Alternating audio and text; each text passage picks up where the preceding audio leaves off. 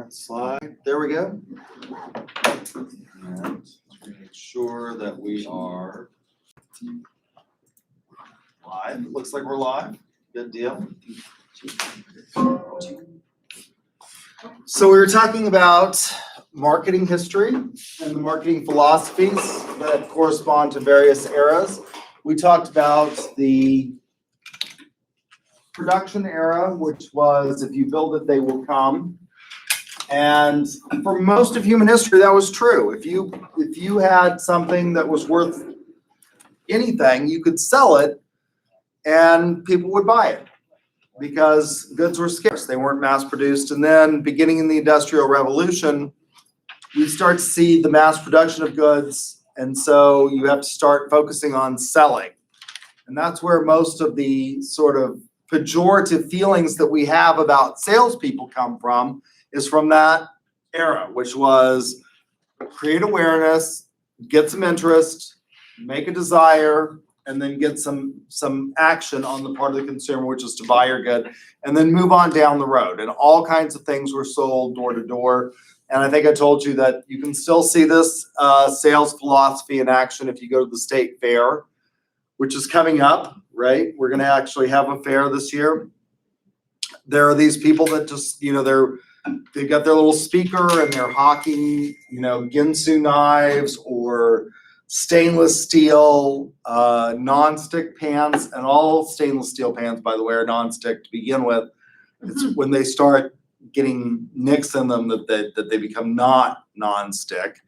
And so, it's just about creating this desire, and then you move on down the road to the next fair. And in the 1960s, what we start to realize is that it's not just enough to sell. We're going to have to actually study the consumer and figure out what they want. Now we've got lots of stuff out there. We've got lots of mass-produced goods. What is it that consumers actually want? What makes it different? And so this becomes the scientific era of marketing. From about 1960 to about 1990, we really developed the science of marketing. How is it that we can figure out what it is that people are going to buy? In an age in which there's so much stuff that's mass produced, how can we differentiate our products, and then what can we make that's unique and special and value added? In about 1990 to the present, we realized that it's not just enough to study the consumer. Now it's about building relationships. There's something called customer lifetime value. And customer lifetime value, CLV. A car dealer in Dallas-Fort Worth area named Sewell, Mr. Sewell, wrote a book about this, and he calls it the $250,000 customer. Sewell sells Cadillacs. And people, you will see, my mother actually owns a Sewell Cadillac. People go to Dallas to buy Cadillacs from Sewell because it's not just about the car, it's about the service after the sale. And he is exceptionally good. And he says that if you take that and you multiply it by the people who will give you positive word of mouth, they actually become worth about $1 million.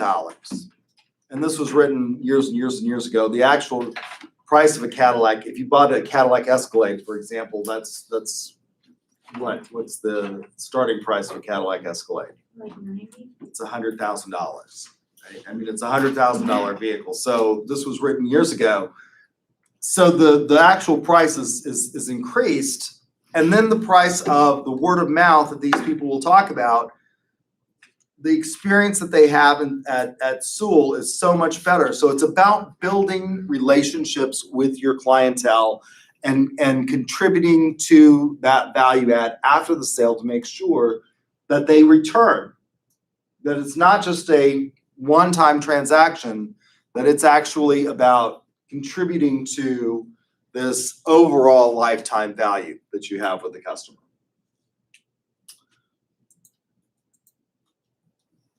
So what is it that we have to have if we're going to say that marketing is a science? What is it that is the first step in establishing marketing as a discipline? What makes it different? If we say it's a science, we all recognize, for example, that physics is a science, right? What makes physics different from marketing? What's the foundation of a scientific discipline?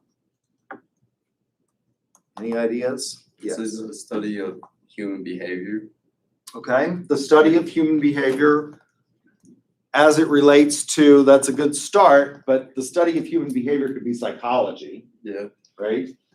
What makes us different than, and psychology is, by the way, a subfield, or it is one of the foundational disciplines of marketing. And I make merciless fun of psychology.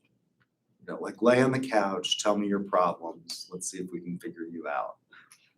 It's the closest thing to witchcraft we teach on a college campus. Lay there, tell me your problems. Let's analyze your dreams. Yeah, we do. What makes us different than psychology?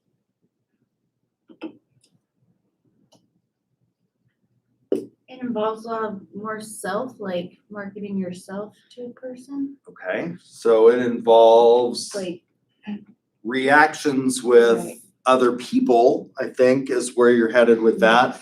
Psychology, you can have psychology that doesn't involve any interaction with anybody else, right? I mean, it's about you and your internal consistencies. And so maybe that's different. So marketing obviously involves a transaction with somebody else. It's a very specific aspect of human behavior. Okay, so it's a subset of human behavior. And what does that involve? Well, creating desires and getting people to buy stuff. Okay, all right, so it involves exchange. I think that's what you're getting at. It involves something in exchange. And ultimately, marketing is about exchange. You had your hand up first. Piggyback off of hers, you say like persuading, so you have to get somebody to, I don't know, it has something to do with the brain, but to get them to like not a thing or. Okay, so it involves persuasion and influence. There are various ways that you can influence people, right? I mean, one way is just raw, sheer power. There are aspects of this class that involve coercion. Whether you like it or not, you know, I mean, you write in your student evaluations all these horrible things about me, and I do read them actually. But at some fundamental level, I have power. It's the power of the grade book. You're going to take exams and you're going to write a paper, and you don't want to do any of that. And that's not marketing, because I can coerce you into doing it. You either do it or you get an F, right? That's not necessarily marketing. Marketing involves a willing exchange between the parties. So it's about a persuasion. It involves more than one party. What else? Yeah. Science is like a theory made up of theories. Okay, so we develop and build theories. For example, one of the theories of sales is that people love to buy. And we know this scientifically. When we study brain patterns, we know that people get the same part of the brain that is triggered when you eat a cookie or have the cake or drink a beer or smoke a joint. That pleasure part of the brain is triggered when you buy things. Money can't buy happiness, but it can delay depression. We know that. The part of the brain that loves pleasure is triggered when we buy something. Now, you may have remorse after you buy something, but that initial purchase makes you feel pleasure, right? We like to buy. So people like to buy. So we can come up with this theory that all people like to buy stuff. Have you ever noticed that your stuff is stuff and somebody else's stuff is crap? Move your crap so I can put my stuff here, right? We love our stuff. And we build monuments to our stuff. It's called our house. And when we fill that monument to our stuff up, do we sell our stuff? No, we buy a bigger house so that we can get more stuff, so that we can accumulate more stuff, right? So we can have this theory development. People like to buy. What else? I guess going off of the gratification of wanting to buy things, as well as when things are marketed towards you, you might want something that's out of your reach, and that makes you want more of what you don't have. Okay. So it's about striving to fulfill these desires that we have. So we want to make more money. That's one of the reasons that you're here at 9:30 on a Tuesday listening to me yammer on at you, is because you know that statistically, if you get a college degree, you have a better shot of making more money than if you don't sit here and get a college degree, right? That's not to say that you can't make a lot of money without a college degree. There are lots of professions that are, but I would submit that most of you don't want to engage in those professions. Plumbers make an enormous amount of money, but it's not pleasant work, right? I mean, it's dirty and it's hot, and you probably don't want to do that. Thank God there are people that do, but the reason you're here is because somebody told you that if you want to make more money, you need to get a college degree. And if you want to make a lot of money, you need to get a degree in business, probably, rather than a degree in, I don't know, musical theater. I cringe when people tell me I'm getting that we have a degree here, like in opera, apparently. What are you going to do with that? Ooh, that's going to look real good on the Tasty Freeze, sign. But or at the tool of the devil has many tools. One of them is Starbucks. I literally tell students when we go on sales competitions, there are two things that I will punch you in the throat if you say. One is Starbucks, which is an absolute tool of the devil, and the other is Chick-fil-A. If you mention those two things to me, you will die, because they are literally the tools of the devil. So, there are these desires that we have, and so you're going to get a degree in business because that will make you lots of money. If you really want to make a lot of money, get a degree in sales, because those people start out averaging 6 figures a year in their first year out. We have students that make more than 6 figures in their internship. Ashlyn Priest, who was one of my students who won several competitions, she worked for Bob Mills, started out as an intern and made 6 figures all throughout college, and did quite well, and has moved on and has moved to Nashville and is, selling something else. So if you want to make a lot of money, go into sales. So we've got this idea of desire, fulfilling desires. It takes more than one party. What else? Well, what's the scientific method? We're going to start with that. So what makes us different? Some things that make us different from others. Well, we start with observation. So we've made some good observations here about desire, fulfilling desire, 2 people or more in an exchange. What else? You're going to say something? Yeah, I don't know the whole list, but I know you can start with the hypothesis, test it out. Okay, that's right. Yes. So we start with observation, and from observation, we come up with questions that we want answered. And from those questions, we form ideas about things, which is a hypothesis. And then we're going to test those hypotheses. That's part of the scientific method, right? So we're going to start out with a definition. What is the definition of marketing? And because it is a new discipline, we actually have had several definitions of marketing.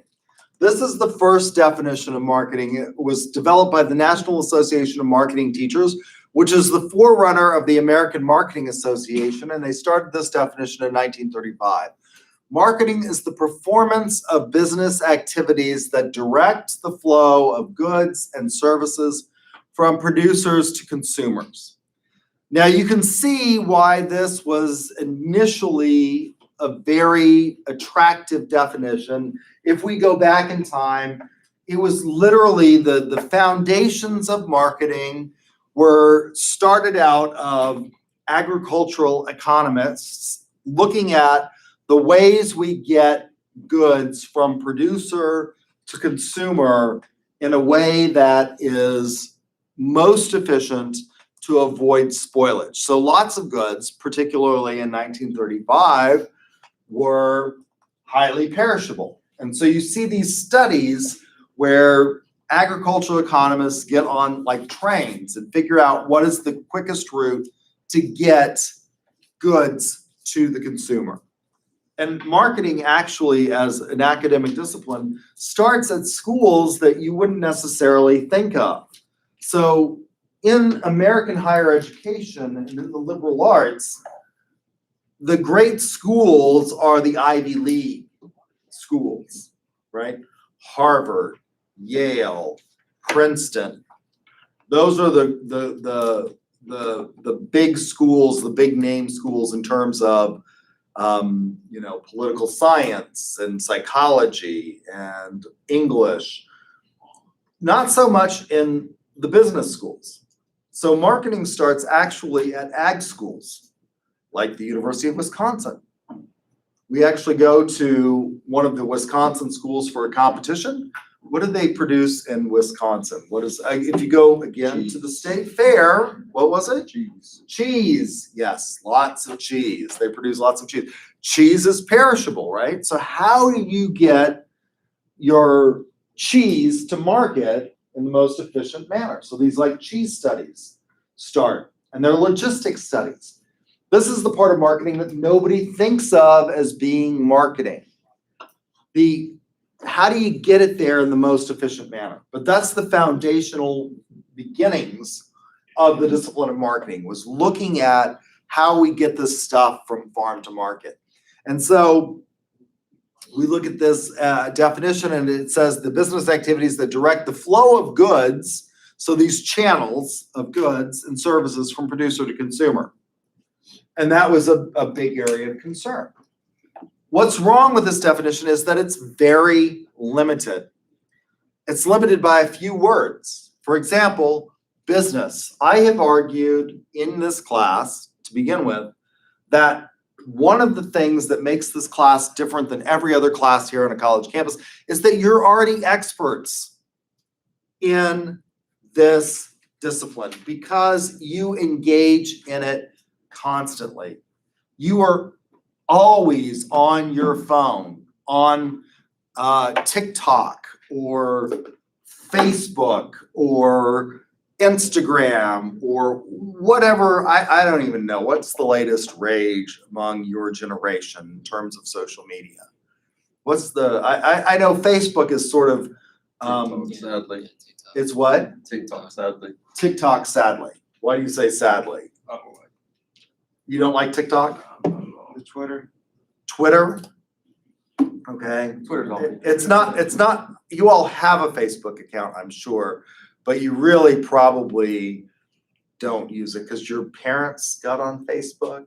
They started creeping on your accounts, and that's like, once your parents start to do it, it's just not cool anymore. And so you find other platforms, and I guess this, TikTok, where you can post, short video segments Yeah. of your cat being frightened by a cucumber or all of these other things. So you do this, and why do you post this stuff? Well, you want people to look at it, and you want them to like it, and you want them to react to it. And you, again, get this little happy party in your head when you see that you've got 10,000 followers.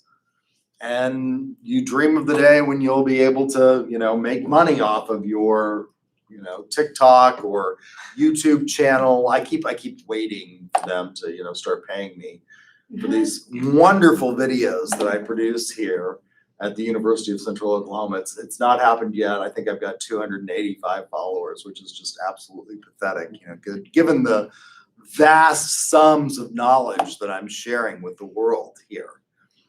But it's about some kind of exchange. You want people to like it. You want people to follow you. You want your friends to say, wow, that's cool. So it's not just about business activities. And it's not just about the flow of goods and services, right? Some of it is very intangible.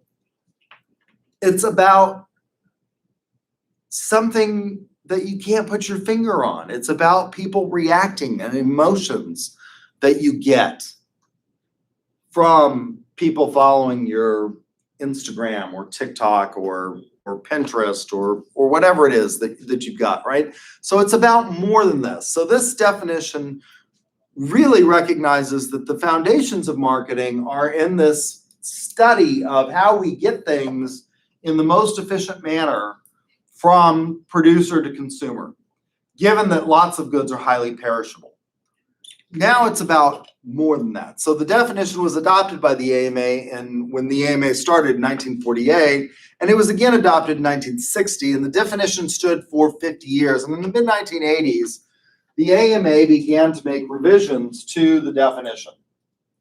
So in 1985, the definition that they came up with is marketing is the process of planning and executing the conception, pricing, promotion, and distribution of ideas, goods, and services to create exchanges. So this becomes fundamental, exchanges that satisfy individual and organizational objectives. So now we're recognizing that it's not just businesses that engage in marketing, it's people that engage in marketing. You're going to market yourself to your employer. You're going to market yourself to your friends because you want them to do what you want to do, right? So this is a better definition. It's broader. It recognizes that it's not just this flow of goods and services, but it is the pricing, the promotion, the distribution of these things, not just this flow through the channels, but it is a broader definition. That's pretty good, but they came up with a new definition.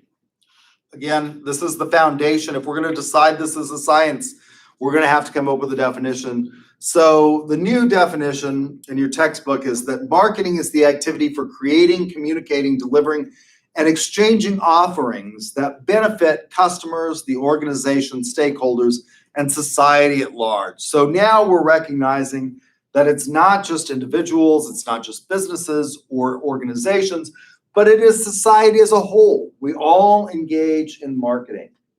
Even the most repressive regimes out there engage in marketing. Why? Because at some fundamental level, there are far more people, even in dictatorships, than there are police and military. And you have to, at some level, get the buy-in of your citizenry. Even in the most repressive dictatorial regimes on the planet, you have to get some buy-in. Otherwise, if people rise up, they'll overthrow the government, right? So what do? They put big pictures of dear leader out there on the wall. China, they got big pictures of the president and chairman of the party. Started out with Mao Zedong.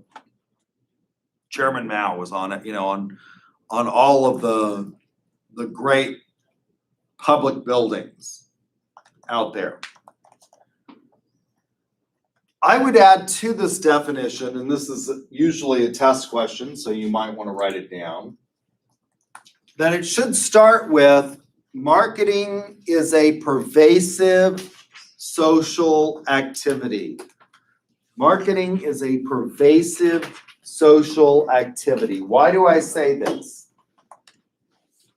Because you can't escape it. It's not something that you can stand back from and decide, I just don't like it. It's not like a Picasso who was a nut, right? My mother owned an art gallery in Santa Fe, New Mexico. And I generally think that the postmodern artists are all crazy. I mean, like, let's paint somebody with 3 noses. Like, that's not real. I mean, what's up with that? Ooh, it's edgy. And you can stand back from that and decide Picasso's a nut. And he was. Right? I mean, he was crazy.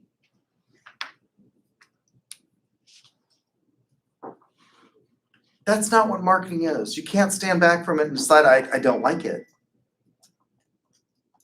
I suppose that you could, there are from time to time islands that are outside the territorial boundaries of any nation, and you can buy them, and I suppose you could go there and you could become a hermit and escape marketing. But the minute somebody sets foot on your island, you're gonna start, saying things like, hey, don't litter, don't throw trash down.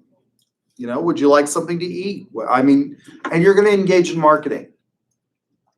You cannot escape it. It is pervasive.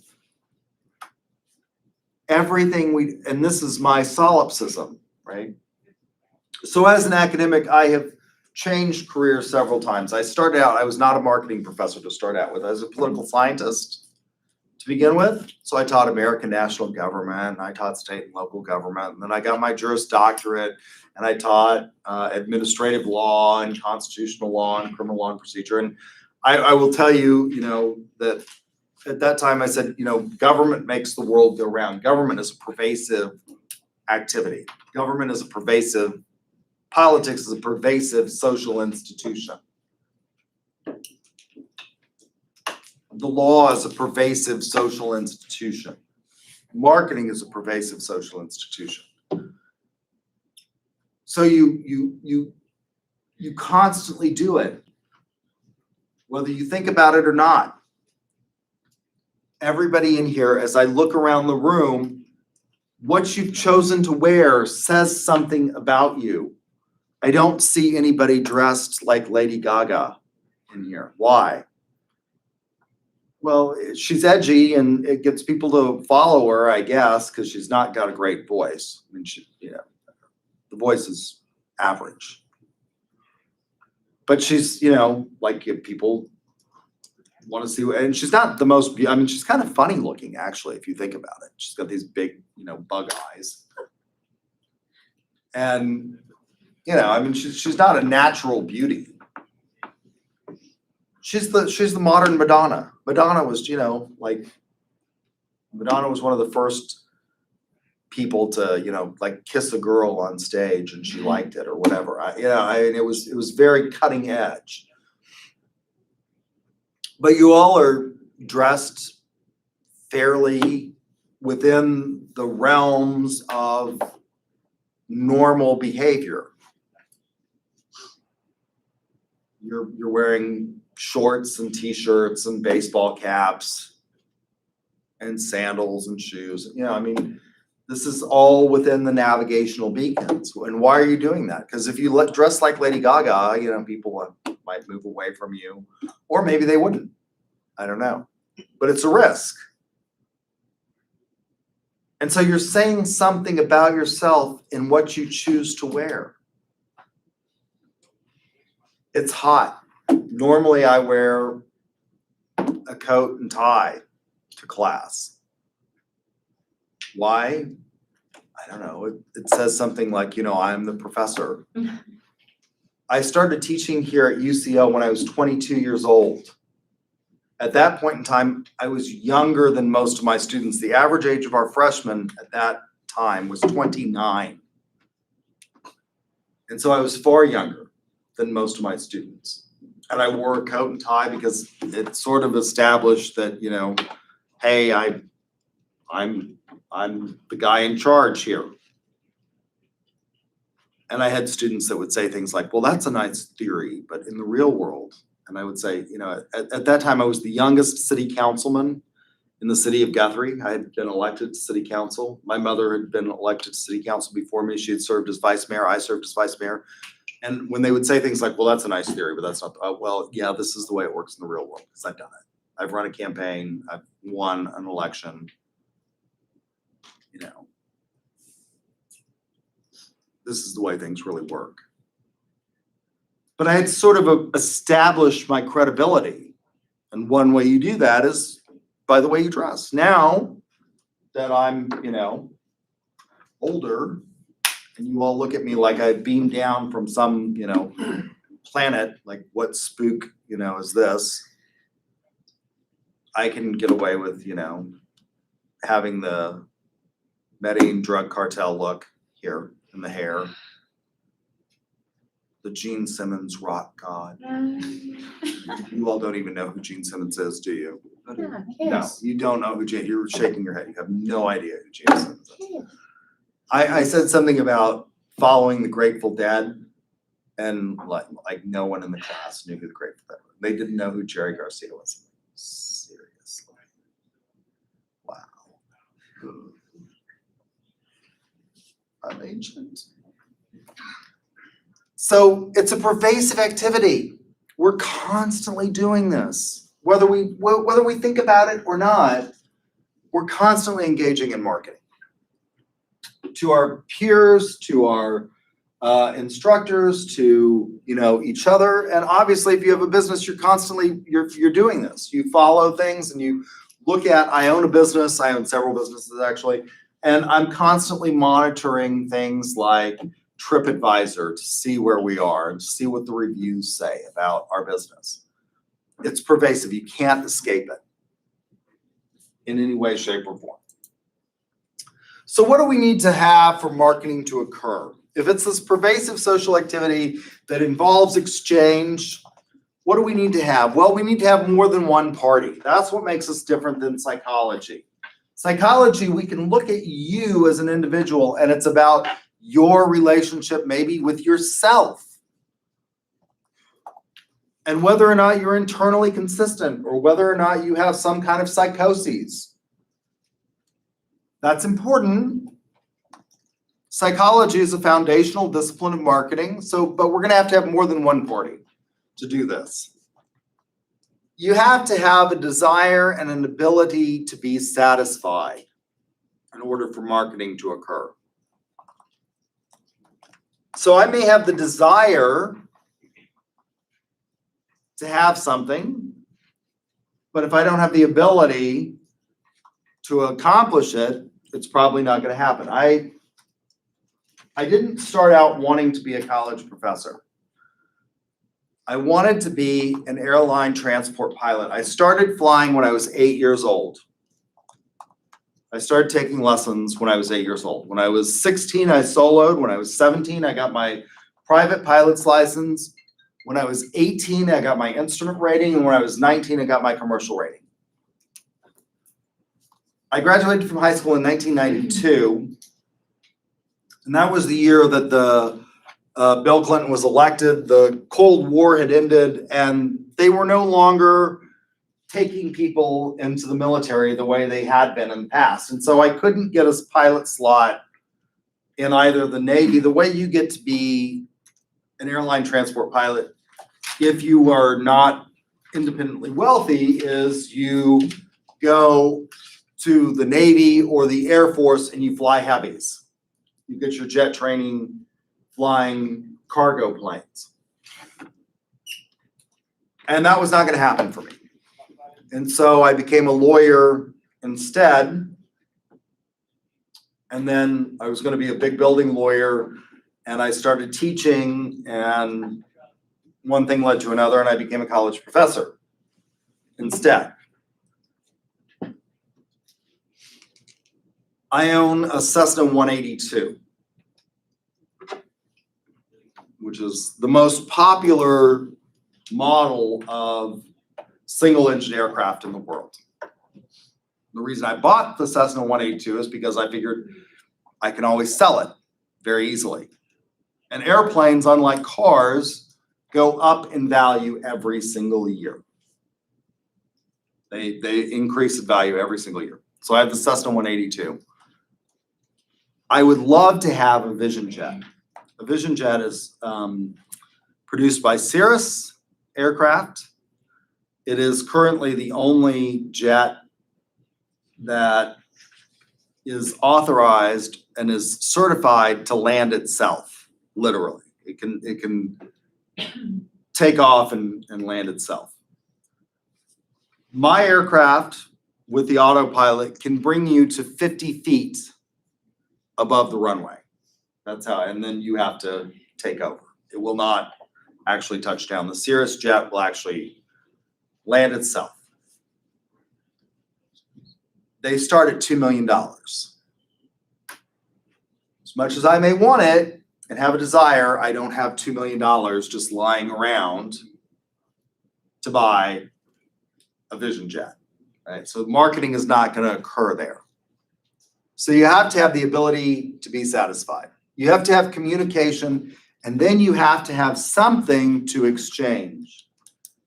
Now this can be feelings.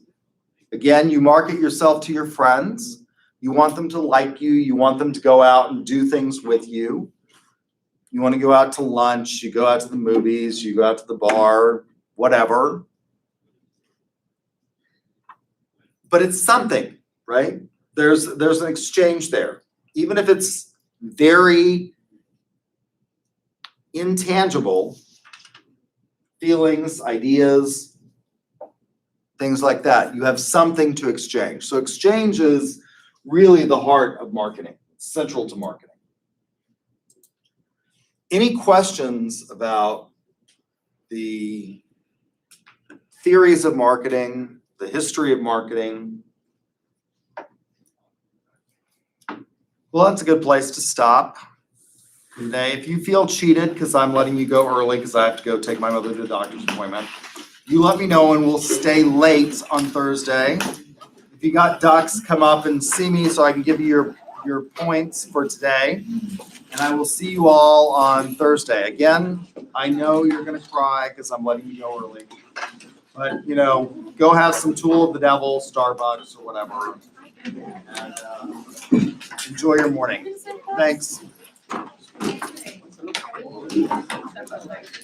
Here, I'm here.